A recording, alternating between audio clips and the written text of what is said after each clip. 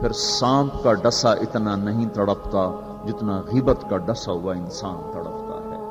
پھر سانپ میں اتنا زہر نہیں ہوتا جتنا اس گندی زبان میں زہر ہوتا ہے. شیر کا پنجہ اتنا نہیں پھاڑتا جتنا یہ 2.5 انچ کی زبان گوشت کو چیر پھاڑ کے رکھ دیتی ہے.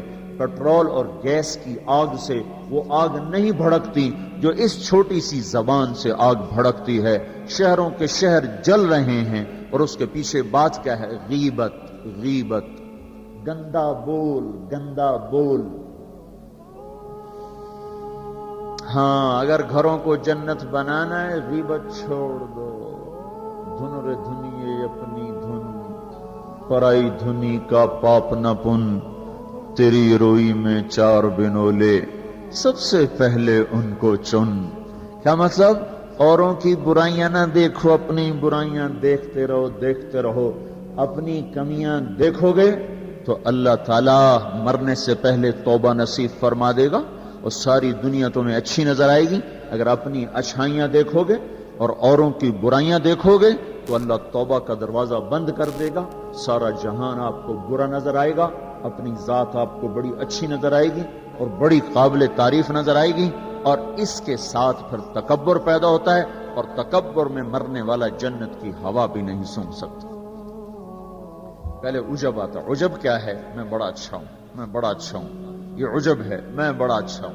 صرف اس حد تک میں بہت اچھی ہوں، میں تو بہت اچھی ہوں، میں تو بہت اچھا ہوں. یہ عجب. جب عجب کو لگام نہیں دے گا تو اگلا درجہ آئے گا، اگلا درجہ. عجب اور تکبر کی حد ساتھ ساتھ ملی ہوئی ہے. اس لیے بارڈر پر پولیس کھڑی ہوتی، بارڈر پر فوجیں کھڑی ہوتی. بھائی آپس میں بارڈر ملنے جائے تو عجب اور تکبر کا بارڈر ملا ہوا ہے. تکبر کیا ہے؟ میں بڑا اچھا، وہ بہت گندا. میں بڑی اچھی، وہ بہت گندی. اپنی اچھائی کے ساتھ جب اگلے کی نفرت پیدا ہو جائے، اگلے کی حقارت پیدا ہو جائے، اس کا چھوٹا ہونا دل میں اتر جائے تو پھر یہ تکبر ہے. تکبر. اور تکبر عزازیل را خار کرد. شیطان نے شرک تو نہیں کیا تھا، تکبر کیا تھا. انہوں نے کہا میں سجدہ نہیں کرتا. اتنی بات تو اس کی ٹھیک ہے کہ مخلوق کو سجدہ نہیں ہوتا، لیکن کیوں نہیں کرتا؟ کہ انا خیر منہ. تو دو باتیں. اللہ نے زمین آسمان سے کہا میری مانو، ان کا یا اللہ ہم نہیں مانتے. اللہ نے شیطان سے کہا میری مانو، ان کا یا اللہ میں نہیں مانتا. تو زمین آسمان کو کچھ نہیں کہا، شیطان کو مردود کیا. کیوں؟ دونوں نے. انا اردنا الامانۃ علی السماوات والارض والجبال. ہم نے آسمان، زمین، گلگت کے پہاڑوں کو کہا میری امانت اٹھاؤ. فابین ان یحملن منها. اور کہا نہیں یا اللہ ہم نہیں اٹھاتے، ہم نہیں اٹھاتے، ہم نہیں اٹھاتے. ان کو تو کچھ نہیں کہا. اللہ نے کہا وَإِذْ قُلْنَا لِلْمَلَائِكَةِ اسْجُدُوا لِآدَمَ فَسَجَدُوا إِلَّا إِبْلِيسَ. اللہ نے کہا سجدہ کرو. شیطان نے کہا میں نہیں کرتا. مَا مَنَعَكَ أَن تَسْجُدَ لِمَا خَلَقْتُ بِيَدَيَّ. تو سجدہ کیوں نہیں کرتا؟ زمین آسمان تم بوجھ نہیں اٹھا رہے. نہیں اللہ ہم نہیں اٹھائیں گے. شیطان تو سجدہ کیوں نہیں کر رہا؟ میں نہیں کر رہا. فرق کیا ہے؟ شیطان نے کہا میں نہیں کرتا. کیوں نہیں کرتے ہو؟ انا خیر منہ، میں اچھا ہوں، یہ برا ہے. خلقتنی من نار، میں آگ سے بنا، آگ اوپر جاتی. دیکھو نا دیا سلائی کو آگ لگاؤ اور اس کو الٹا بھی کرو تو آگ اوپر جاتی، آگ اوپر جاتی. خلقتنی من نار وخلقتہ من طین. میں آگ سے، یہ مٹی سے. استخبر، وہ متکبر ہوا، نہ کہ دفع ہو جا. اچھا زمین آسمان نے کہا اب یا اللہ ہم نہیں اٹھاتے. اللہ نے کہا کیوں؟ واشفقنا منها، یا اللہ ہمیں تیرا ڈر لگتا ہے، یا اللہ ہمیں تیرا خوف ہے کہ ہم تیری امانت اٹھا نہیں سکیں گے. یا اللہ ہماری ہمت نہیں کہ ہم تیری امانت. واشفقنا منها، وہ ڈر گئے کہ یا اللہ ہمارا بس کا نہیں ہے. اللہ کا جاؤ معاف کر دیا. انہوں نے کہا میں اچھا. ان کا تو مردود ہے قیامت تک کے لیے. تو میرے بھائیوں بہنوں، ایک بہت بڑی آگ ہے جو جنگل کی آگ سے بھی زیادہ شدید ہے، اور یہ زبان کا غلط بول ہے. یہ غیبت ہے. یہ غیبت جو سب سے زیادہ انسانوں کو جہنم میں لے کر جائے گی، سب سے زیادہ انسانوں کو جہنم میں گرائے گی. عیسیٰ علیہ السلام گزر رہے تھے، ایک ڈاکو بیٹھا تھا پہاڑ کی چوٹی پر. اس کی نظر پڑی، اس کو خیال آیا میں کیا زندگی گزار رہا ہوں. انہوں نے کہا یا اللہ میری توبہ مجھے معاف کر دے، آئندہ تیرے نبی کا ساتھ دوں گا، اور یہ کہہ کر پہاڑ سے نیچے اتر آیا اور ساتھ چل دیا۔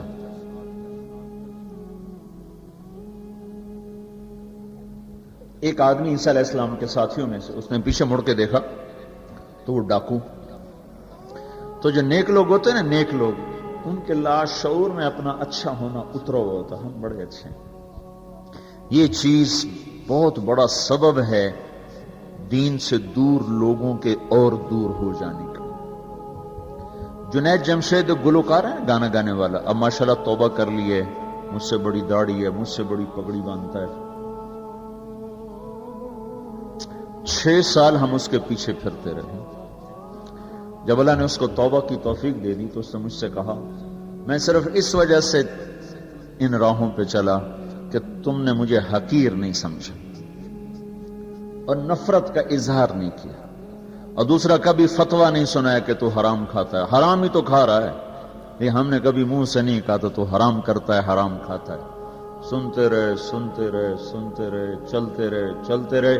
6 سال کے بعد خود ہی توبہ کر لی، 3 چلے بھی لگا لیے اور داڑھی بھی رکھ لی اور چلے بھی لگ گئے اور کتنے حج ہو گئے، اور اس کے پیچھے کیا تھا؟ صرف محبت۔ اس کے گناہ کا اس کو تانا نہیں دیا۔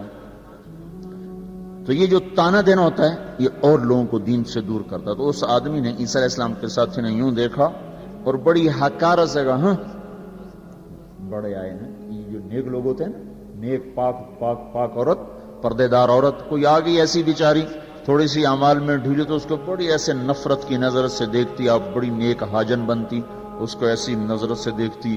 یہی حال یہ پکے پکے نمازیوں کا ہے، یہ ایسے دیکھتے ہیں کہ جیسے پتہ نہیں اگلا دین سے ہی نکل گیا ہے۔ تو اس نے یوں دیکھا تو اللہ تعالیٰ نے فوراً جبریل کو بھیجا، کہا میرے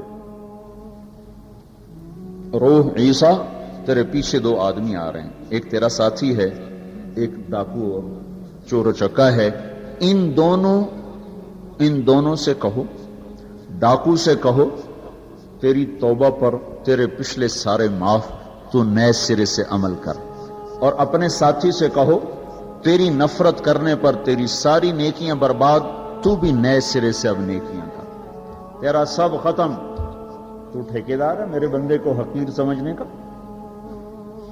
تو میرے بھائی اور بہنوں، ہمارے گھروں میں آگ ہے، آگ، اور وہ آگ چولہے کی آگ سے تیز ہے، پیٹرول گیس کی آگ سے تیز ہے، اور وہ غیبت کی بھڑکائی ہوئی آگ ہے۔ یہ وہ آگ ہے جو زبان نے بھڑکائی ہے، اس کو پانی سے نہیں بجھایا جا سکتا۔ تمہارا گلگت کا خوبصورت بہتا ہوا دریا، یہ سارے کا سارا روک کر گلگت کے اوپر ڈال دیا جائے تو بھی یہ آگ ٹھنڈی نہیں ہو سکتی۔ اس آگ کو ٹھنڈا کرنے کا اللہ تعالیٰ ہی نے کہا ہے طریقہ، جو بتایا کہ لا یغتب بعضکم بعضا، بند کر لو زبانیں، غیبت مت کرو، لا تجسسو، ہمارے نبی نے کہا کسی کی ٹو نہ لگاؤ، کیا کرتی ہے کیا کرتا ہے، لا تحسسو لا تجسسو، تحسس کیا ہے؟ خود پیچھے پیچھے پھرنا، اور تجسس کیا ہے؟ کسی کو پیچھے لگ جاؤ، دیکھو کہ جیسے پولیس نہیں حکومت والے CID لگاتے ہیں نا، CID، یہ تجسس ہے، تجسس جاسوس، اسی سے جاسوس ہے، تجسس سے جاسوس، اور وہ رپورٹ لکھتے ہیں، وہ الٹی لکھیں سیدھی لکھیں، اسی پہ فیصلے ہوتے ہیں۔ تو میرے نبی نے کہا کسی کی ٹو نہ لگاؤ، کسی کی برائیاں نہ دیکھو، برائیوں پہ پردے ڈالو، اچھائیوں کو اچھالو، تو اللہ تمہیں سیدھا جنت کی راہوں پر لے جائے۔ تو جہنم وہ ہے جس میں مسلمان مرد عورتوں کو ڈالا جائے گا جو نافرمانی کرتے، نماز چھوڑتے مر گئے، سود کھاتے مر گئے، حرام کھاتے مر گئے، رشوت لیتے مر گئے، نماز چھوڑتے مر گئے، روزہ چھوڑتے۔ ایک اور بتا دوں، یہ گناہ تو عام ہیں، بہنوں کو حق نہیں دیا اور اس کے ساتھ مر گئے۔ بہنوں کا حق ہے نا باپ کی جائیداد میں، ماں کی جائیداد میں۔ اگر باپ نے 3 روپے چھوڑے ہیں، ایک بھائی 2 بہنیں ہیں تو 1-1 روپیہ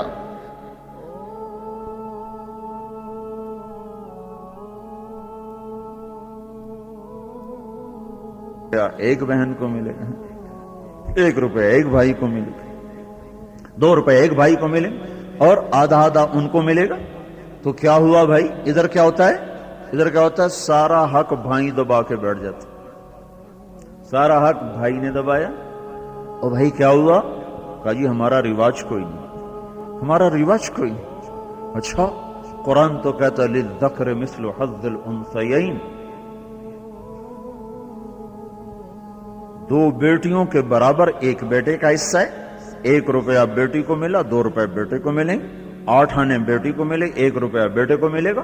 پھر اللہ تبارک و تعالیٰ نے عورت کا حق پہلے بتایا، مرد کا حق بعد میں بتایا، للذکر مثل حظ الانثیین، للذکر مثل حظ الانثیین۔ اور یہاں ساری گلگت کی وادی بہنوں کا حق کھا جاتی ہے، اور کوئی کہتا بھی نہیں کہ حرام ہو گیا، حرام ہو گیا۔ کوئی رشوت کھائے تو کہتے رشوت کھاتا ہے، کوئی سود کھائے کہتے بڑا مجرم ہے سود کھاتا ہے، کوئی ڈاکہ ڈالے تو کہتے بڑا ظالم ہے ڈاکے مارتا ہے۔ سارے گلگت والوں نے بہنوں کے حق پہ ڈاکہ مارا، نہ کوئی مقدمہ ہوا، نہ کوئی فریاد ہوئی، نہ کسی نے ہائے کی، اور کسی بہن نے کچھ مانگ بھی لیا تو الٹا اس پہ چڑھائی ہو گئی۔ بہنوں کا حق کھاتا ہوا مر گیا، جنت کی ہوا بھی نہیں لگی۔ ماں کا حق کھا لیا، خامد مر گیا، اللہ نے ماں کا حق رکھا ہے۔ اولاد ہے تو 8واں حصہ ماں کا ہے، اولاد کوئی نہیں 4تھا حصہ ماں کا ہے۔ باپ مر جاتا ہے، مائیں بیچاری فقیر بن کے بچوں سے خیرات مانگتی ہیں، حالانکہ اللہ نے خامد کے حق میں سے 1/8 ماں کا حق رکھا تھا، کوئی نہیں دیتا۔ ماؤں کا حق ہڑپ، بہنوں کا حق ہڑپ، اور پھر اس کے ساتھ یہ احساس بھی نہیں ہے کہ میں مجرم ہوں، میں نے ظلم کیا ہے، یہ احساس ختم ہو گیا ہے۔ تو بھائیوں میرے بہنوں، اللہ نے جہنم کو بنایا ہے نافرمان مسلمان مرد عورت کے لیے۔ اگر توبہ نہ کی تو اس میں جانا ضرور ہے۔ جو ہے نا آخری آدمی ہے جو نکالا جائے گا، جب وہ نکالا جائے گا تو اللہ تعالیٰ کہیں گے اس کو نکالو، ایک آدمی دوزخ میں، اس کو نکالو۔ تو وہ جبریل آ کر کہیں گے بھی اس کو نکالو، تو دوزخ کا فرشتہ مالک کہے گا کہ دوزخ نے ایک کروٹ بدلی ہے، اس میں ہر چیز کو اس نے الٹا پلٹا کے پھینک دیا ہے، مجھے سمجھ میں نہیں آ رہا وہ کہاں پڑا ہوا ہے۔ تو جبریل کہیں گے یا اللہ وہ مالک کو پتہ نہیں چل رہا وہ کہاں پڑا ہوا ہے۔ تو اللہ تعالیٰ کہیں گے جاؤ فلاں پتھر کے نیچے دبا پڑا ہے۔ میں نے پتھر بتایا تھا نا، پتھر کیا ہوتا ہے، پتھر کیا ہوتا ہے، جس کے نیچے پہاڑ بھی پگھل کے پانی بن جائیں گے۔ اللہ تعالیٰ کہیں گے فلاں دوزخ کے کونے میں پتھر کے نیچے ہے، تو جبریل بھی اندر جائے گا اور وہ مالک بھی اندر جائے گا۔ وہ پتھر کو اٹھائیں گے تو نیچے منہ کے بل گرا پڑا ہوگا، اور اس کے اوپر آگ ہی آگ ہوگی، اور وہ زبان سے کہہ رہا ہوگا یا حنان یا منان۔ ایک دفعہ جبریل ہے کہ یا رسول اللہ آپ کو دوزخ کی سنوں کا سنیں کہ جہیم میں حاویہ میں منافق ہیں، جہیم میں مشرک ہیں، سقر میں صابئی ہیں مجوس ہیں، اور سعیر میں مجوس ہیں، لظہ میں یہود ہیں، حطمہ میں عیسائی ہیں، اور کہہ کر جبریل چپ ہو گئے۔ تو آپ نے کہا اور کیا؟ کہ جی آپ سے شرم آتی، آپ سے شرم آتی۔ کہ نہیں بتاؤ؟ کہا جہنم میں آپ کی امت ہے، نافرمانی کرتے ہوئے جو مر گیا توبہ کیے بغیر۔ تو ہمارے نبی بے ہوش ہو کے گر گئے، اور روئے جا رہے، نہ کسی سے بات کر رہے، نہ کلام کر رہے، نہ کھانا کھا رہے، روئے جا رہے۔ حضرت عمر رضی اللہ تعالیٰ عنہ اجازت مانگنے گئے تو آپ نے اندر آنے کی اجازت نہیں دی۔ سلمان فارسی اجازت مانگنے گئے تو آپ نے اندر آنے کی اجازت نہیں دی۔ سلمان فارسی بھاگ کے حضرت فاطمہ کے پاس گئے کہ جاؤ ابا کی خبر لو۔ وہ رو کے ان کا حال برا ہے، اور کسی سے بات نہیں کر رہے، کھانا نہیں کھا رہے۔ حضرت فاطمہ رضی اللہ تعالیٰ عنہ دوڑی ہوئی تشریف لائیں، دروازے پہ دستک دی تو آپ نے، چونکہ حضرت فاطمہ سے محبت بے پناہ تھی، تو آپ نے فوراً اجازت دے دی۔ اندر آئیں تو کہا ابا جان کیا ہوا، میں آپ پہ فدا قربان، آپ کا یہ حال کیوں بنا ہے، کیا ہوا ہے؟ تو آپ نے کہا فاطمہ میری بیٹی، مجھے جبریل نے بتایا ہے میری امت کے نافرمان مرد عورتوں کو جہنم میں جانا ہوگا۔ پھر آپ نے کتنے نوجوان ہوں گے جو کہیں گے ہائے ہماری جوانی پہ کرم میں رحم کرو، پر کوئی رحم نہ کھائے گا. کتنے بوڑھے ہوں گے جو کہیں گے ہمارے بڑھاپے پہ رحم کرو. کوئی رحم نہ کھائے گا. کتنی عورتیں ہوں گی جو ننگی ہو کر جہنم میں پھینکی جائیں گی اور ان کے بالوں کی چوٹیوں سے پکڑ کر فرشتے ان کو گھسیٹ رہے ہوں گے. وہ کہیں گے ہائے ہائے ہماری بے پردگی، ہم پر رحم کرو. ان پر کوئی رحم کرنے والا نہیں ہوگا. مجھے یہ خبر رلا رہی ہے، بے قرار کر رہی ہے.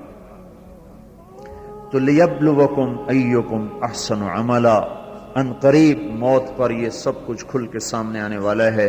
اللہ تعالیٰ نے اس کی تیاری کے لیے ہمیں یہاں بھیجا ہے. ہم آزاد نہیں ہیں. اللہ اس کائنات کا بادشاہ ہے.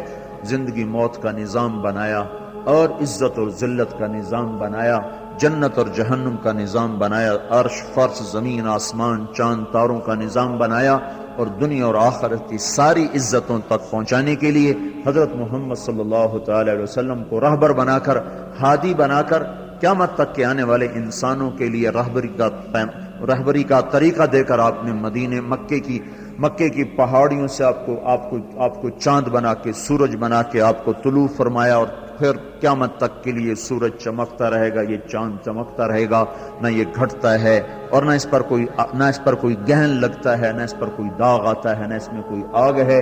آپ ساری دنیا کے مردوں عورتوں کے لیے عزت کا راستہ لے کر آئے، بلندی کا راستہ لے کر آئے، کامیابی کا.